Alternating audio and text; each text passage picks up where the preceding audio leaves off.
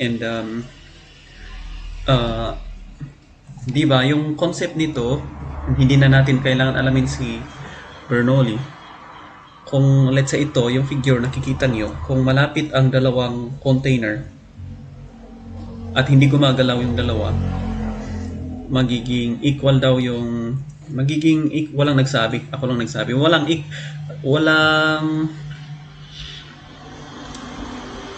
maging equal yung elevation nilang dalawa. Okay? Tapos pag lumalayo ng lumalayo, for example, yung pagitan ng dalawa, let's say ang length nitong pipe ay 1,000 meters or let's say more than 1 kilometer, expect mo sa actual life daw hindi na daw equal yung elevation ng dalawang water sa dalawang container. Meron daw tinatawag na head loss na HL dito. Ang head loss na yan ay dahil sa friction ng pipe. Kasi kung nagfo-flow ang water sa pipe, mayroong friction na nagre-resist sa water. Kaya pagdating ng second container ay yung output ay maging mas maliit yung elevation. Ay hanggang doon na lang daw siya. Basta lumalayo ng lumalayo. The more na lumalayo yung container, the more na lumalaki yung head loss. Basta head loss ang tawag dyan And yung meron yung tinatawag din na velocity head and pressure head. Yung velocity head ay yun yung kinetic energy. Yung pressure head, yun yung potential energy. So, yung V squared over 2J, ito sa point A na to, VA squared over 2J, yun yung velocity head. Tapos yung P over W, yun yung pressure head at point A. So, yung units ng mga to ay hindi,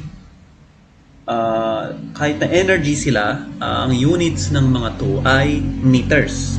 Or in terms of distance, millimeters, centimeters, ganun. So, ayon sa theory, energy sila. Kaya kung titingnan mo dito sa equation sa baba, energy at A equals energy at B plus head loss. Yung head loss, hindi na siya kabilang sa energy. Yun lang yung bawas. Pero in terms of meters or centimeters, millimeters, in terms of distance din siya. And kung i-observe mo, rectangle yung dapat equal ang height ng A and B. So, kaya nga ini-equal natin dito sa baba equation. EA is equals to EB plus HL kasi yung height nilang dalawa dito ay equal. Though magkaiba yung elevation, syempre, pero pag i-add mo yung HL, equal na yan. So, ito na yung final Bernoulli. Ito na yung VA to VA squared over 2J plus blah blah blah. Ito na yun yung Bernoulli's energy equation. Siyempre, hindi lahat ng figure ay may equal na Bernoulli's energy equation. Depende yan sa kalagayan ng figure. And itong mga nakikita nyo na mga parang tube sa mga gitna, ito ay tinatawag na piezometer. And makikita nyo yan sa problem 1 mamaya. At ang EGL and HGL naman dito, ang EGL ay energy grade line. Tapos yung HGL, hydraulic grade line naman. Ang EGL ay yun yung sinusundan ni velocity head. Kaya tingnan mo si velocity head nagmula dito sa taas sa elevation din. Pupunta dito. Yan. Hindi naman necessarily na equal yan sa velocity head. Basta importante, basta yung velocity head, sinusundan niya yung EGL. Tapos pababa siya ng pababa dahil sa head loss. Sa friction ng pipe. Kaya pababa siya ng pababa. Tapos yung HGL naman, yun yung pressure head. Kaya sinusundan naman si HGL, sinusundan naman ni pressure head si HGL. Kaya ito, sinusundan na pababa ng pababa linearly. Walang curve na HGL and EGL, always linear yan. And kung titingnan nyo sa tube, nakita nyo yung pattern na yung piezometer na dalawa na to ay yung HGL ay yun yung tubig na tumaas. Yung EGL, yun yung velocity head. Yung pagitan ng EGL and HGL, yung space na pagitan nila na kung saan ay walang tubig sa dalawang piezometer, yung walang tubig na space. Yun ay kaya nga sa tinatawag natin na velocity head kasi ini-influensyahan siya ng velocity ng water. So kung pabilis ang velocity sa pipe, palaki ng palaki yung empty space. Kaya kung sobrang bilis na yung velocity sa pipe, i-expect mo na bababa or lalawak ng lalawak yung pagitan ng EGL and HGL. Lalawak at lalawak yan yung empty space. So yung tubig na to, bababa ng bababa yan hanggang sa ma-level na siya sa pipe. Kung pabilis ng pabilis yung velocity ng water. Pag pabagal ng pabagal naman, expect mo na yung HGL pataas ng pataas or yung tubig na to, yung water level pataas ng pataas ng pataas. Tapos kung hindi na gumagalaw ang tubig sa pipe, steady na siya, maging equal na si EGL at HGL. I mean yung HGL, yung tubig, aakyat na siya, tatakpan niya si velocity head. Makikilevel na siya sa EGL. So mawawala na si velocity head kasi hindi na gumagalaw si tubig. Wala nang velocity, zero. Kaya maging zero na si V2 over 2G. Tapos matitira si P over W lang. Yan. And so, yeah, yung concept na kung pabilis ng pabilis pala ang water sa pipe, expect natin na pababa ng pababa yung water level sa piezometers. Or yung HGL pababa ng pababa hanggang sa maki-level na siya sa pipe. Pero pag titingnan mo dito sa ito summarize ko, titingnan mo dito sa sa first container, di ba? Kung ito dini-discharge na ang tubig papunta sa second container dahil sa entrance ng pipe na to, syempre sa totoong buhay, meron talagang meron iba, tinatawag na minor head loss dito sa opening. Pero ibang topic na yun. Dito is a general view lang to. Head loss lang. Kasi major head loss ang pipe friction loss sa loob ng pipe. Pero yung entrance, opening, minor head loss ang tinatawag. So, minsan, nini-neglect yan. So, yan nga. Discharge ng first container yung tubig papunta dito. And syempre, dahil sa minor head loss, yung HGL, imbes na equal siya sa elevation ng water sa first container, kasi dapat equal yan, bumaba siya dahil sa opening. And tinakpan na siya ng pipe. Kaya bumaba na siya. Kaya ito, kung binutasan mo si pipe, nilagay mo ng piezometer, aakyat yung tubig, hindi na siya magiging equal sa first container, yung level nila. Dahil gumagalaw na yung tubig, at the same time, may head loss na. At dahil din sa minor head loss na binigay ng entrance ng water sa una pa lang. Tapos, moving forward, ayan, mas lalong bumababa yung tubig. And so, pumunta na dito. Ito, dito dapat yung HGL natin, pero paglabas ng tubig sa pipe, para siyang nagkaroon ng relief. So, di ba? Relief na, wow, nakapunta na kami sa malawak na area. Kaya yung HGL, tumaas, pumunta na siya sa taas. And, yeah, ganun na yun. Ganun yung concept. Um, assuming na alam niyo na yung concept, ito, kung titignan natin dito, kasi ito ay para sa next figure. Diba, kung let's say naka-incline yung pipe natin, meron tayong dalawang containers, and imbes na yung water level ng first container, dapat ma-level siya sa second container. Let's say, sobrang layo din to. Let's say, more than 1 kilometers. Kaya, dahil sa friction loss ng pipe, hindi na umabot yung tubig at hindi na gumagalaw yan. At kung hindi gumagalaw, wala na din EGL, wala nang velocity head sa huli ng pipe. Wala na din yung HGL at EGL na equal na sa dulo kasi hindi na siya gumagalaw. Basta kung walang velocity, zero. Wala nang EGL sa ano na yan. Kasi let's say gumalaw siya dito, ano? Tapos dito nag-stop na, parang gano'n ang ibig kong sabihin. So actually parang hindi talaga accurate tong drawing ko eh. Hindi na gumagalaw talaga yung water pipe. Pero gusto ko lang sabihin as hindi makakaakyat yung tubig sa second container dahil may head loss. At kung may head loss pala, kailangan natin ng pump para maipump natin sa papuntang taas. Or kahit na walang head loss, pero kung mas mataas yung elevation ng second container, kailangan natin talaga ng pump para ipugso natin paakyat. So yan, nilagyan ko na ng pump. Nung nilagyan ko ng pump, umakyat na yung tubig at nilagpasan niya na din yung water level. So, nailalagay na dyan. And yun, kung titignan natin ang behavior ng pump, kasi para maintindihan niyo kung paano niyo isulat yung Bernoulli's energy equation.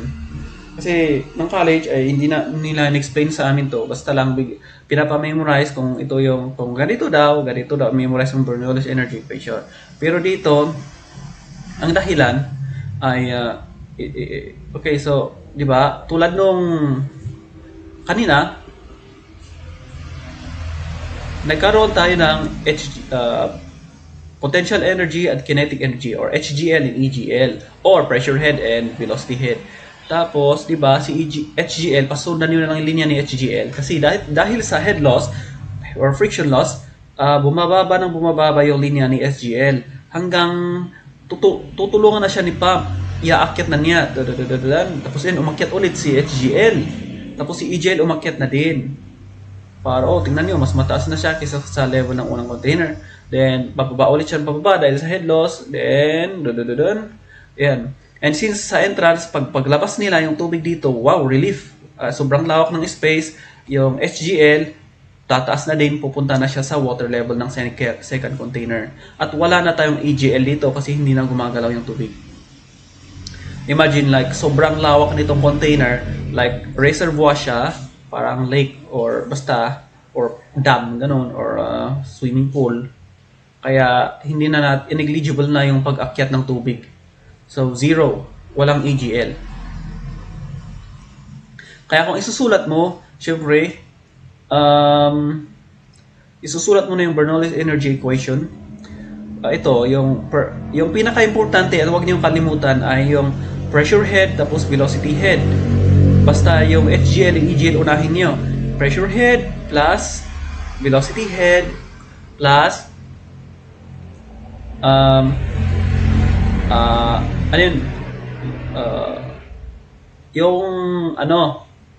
yun yung head na tinaas ni pump, kaya HP.